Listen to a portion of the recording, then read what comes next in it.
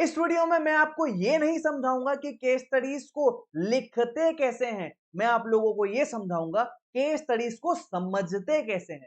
बहुत हेल्पफुल होने वाला है। सभी लोग बताते हैं लिखते कैसे हैं, कोई ये नहीं सिखाता कि समझते कैसे हैं। अरे समझेंगे नहीं तो लिखेंगे कैसे? क्या मैं सही कह रहा हूं? तो भैया सीए फाउंडेशन लॉ में तुम्हारे लिए जो सबसे बड़ा प्रॉब्लम होता है लॉ में, वो होता है केस स्टडी बेस्ड क्वेश्चन। इसको कैसे पढ़े, कैसे समझे, कैसे लिखें कि आपसे गलतियां ना हो बिल्कुल भी।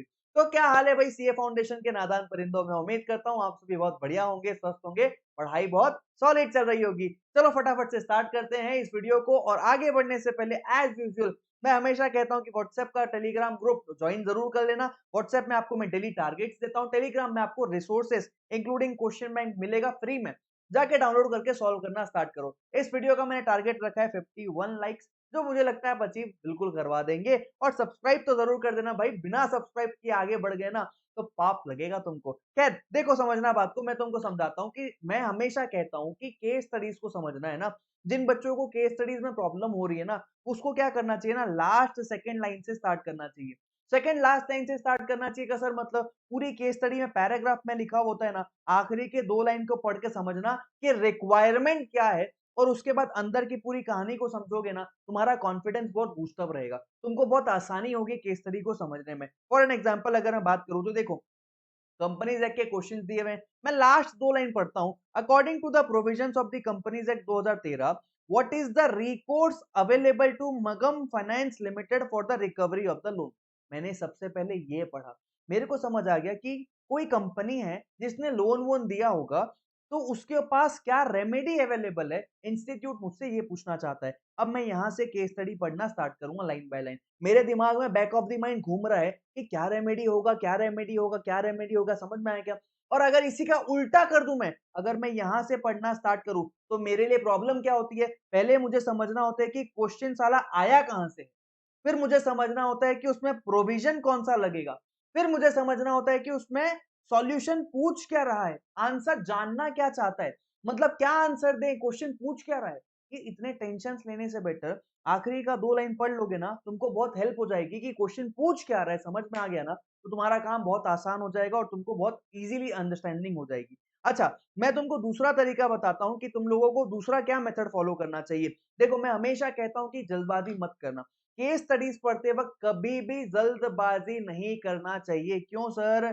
क्योंकि ना पेपर अगर इंस्टीट्यूट ऐसा बनाता है ना, तो तुमसे गलतियां होने के चांसेस बहुत होंगे। अभी देखो, मई 25 का पेपर, स्मॉल कंपनी में बच्चों से गलतियां कितनी हो गई। ये तो सब्सिडरी कंपनी है, कई बच्चों ने पहचान लिया, लेकिन यहाँ जेड एक्स लिमिटेड लिखा है, प्राइवेट लिमिटेड नहीं लिखा है। सिर्फ एक शब्द अगर प्राइवेट लिमिटेड लिख देता, पूरा आंसर अलग होता, और लिमिटेड लिख दिया तो पूरा आंसर अलग है।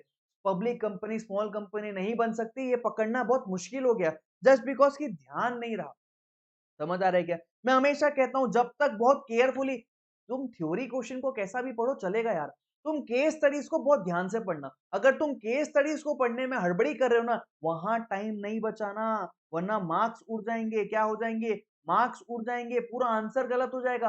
2 मिनट बचा लिया और 5 नंबर गवा दिया, क्या बहादुरी किया।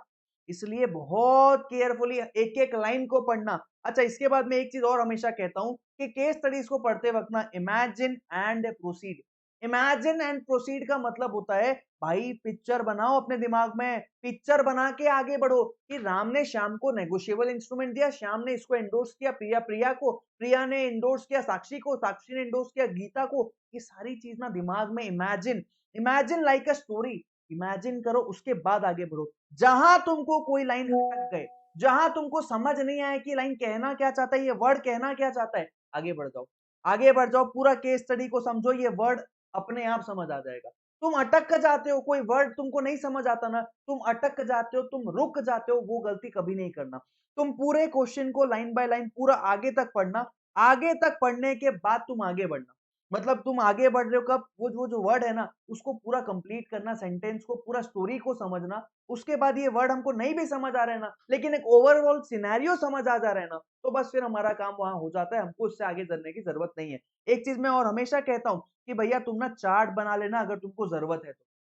सर चार्ट कहां बनाएंगे? पूरा आंसर शीट के लास्ट में जाना, वहां पे लिखना रफ, आखिरी के 2 पन्नों में लिख देना रफ, और वहां पे चार्ट बना देना कि राम ने प्रिया को दिया, प्रिया ने साक्षी को दिया, साक्षी ने गीता को दिया, गीता ने मोहिनी को दिया। ये पूरा चार्ट बना लेना भाई। तुम चार्ट बना लोगे ना, तुम्हारा इमेजिनेशन स्ट्रांग हो जाएगा। क्वेश्चन को कभी तुम गलत नहीं पढ़ोगे अगर तुम ये फॉलो करोगे तो। 2 मिनट ज्यादा लगे चलेगा, बट करेक्ट आंसर लिख के आना। अच्छा, डोंट गेट कंफ्यूज। मैं हमेशा ये कहता हूं कि क्वेश्चन जो केस स्टडी बेस्ड होता है ना, उसमें इंस्टीट्यूट फंसाने की कोशिश करता है, जानबूझ के ऐसी चीजें देता है जो इररिलेवेंट है। एक दो लाइन ऐड कर देगा जो कभी काम की नहीं है। फॉर एन एग्जाम्पल अगर देखोगे तुम, तो देखो ओपीसी का क्वेश्चन है। ओपीसी के क्वेश्चन में भैया टर्नओवर का क्या काम? यहाँ पे बोल रहा है कि मैन्युफैक्चरिंग कंपनी है, ओपीसी खुद को प्राइवेट कंपनी में बदलना चाहता है। यहाँ टर्नओवर का क्या काम है?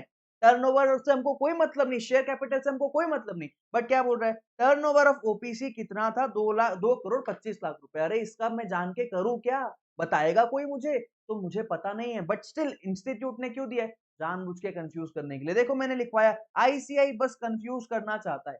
ये सर मैंने कहा लिखवाया? मेरे सक्सेस बैच के स्टूडेंट्स के क्वेश्चन बैंक में मैं लिखवाता रहता हूँ, उनको हाईलाइट करवा देता हूँ, नोट्स बनवा देता हूँ, अलग से बता देता हूँ कि भाई ये क्वेश्चन में अलर्ट रहना, है ना। और लास्ट पॉइंट मैं तुमको बताऊंगा कि जब इतनी चीजें हो गई ना, तो पैटर्न को, आंसर के पैटर्न को फॉलो करो और केस स्टडी को सॉल्व करो। तुमसे गलतियां नहीं होंगी, तुम बहुत अच्छा नंबर स्कोर करोगे और तुम्हारा कॉन्फिडेंस बहुत बूस्टअप हो जाएगा। 4 क्वेश्चंस बस प्रैक्टिस कर लो, सिर्फ 4 क्वेश्चंस। मैंने जो ये 4 तरीके 5 तरीके बताए हैं ना, इनको लेके फॉलो करके प्रैक्टिस कर लो, तुम देखना तुमको केस स्टडी में कॉन्फिडेंस आने लगेगा। लेकिन फिर आए थे भजन की तरह सुन के गया, तो जैसे थे वैसा ही रहेगा।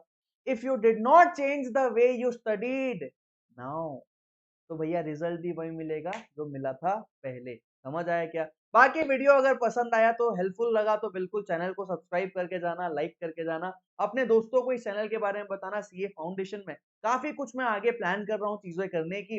पूरा राइटिंग प्रैक्टिस करवा देंगे, क्वेश्चन बैंक सॉल्व करवा देंगे, पूरा वन शॉट डाल डाल के सितंबर और जनवरी अटेम्प्ट आगे के लिए आपको पूरा प्रिपेयर करवा देंगे। तो ये चैनल आप लोगों के लिए बहुत हेल्पफुल होने वाला है, राइट? तो बस फिर मुलाकात करते हैं किसी और वीडियो में। Till then take care, bye bye.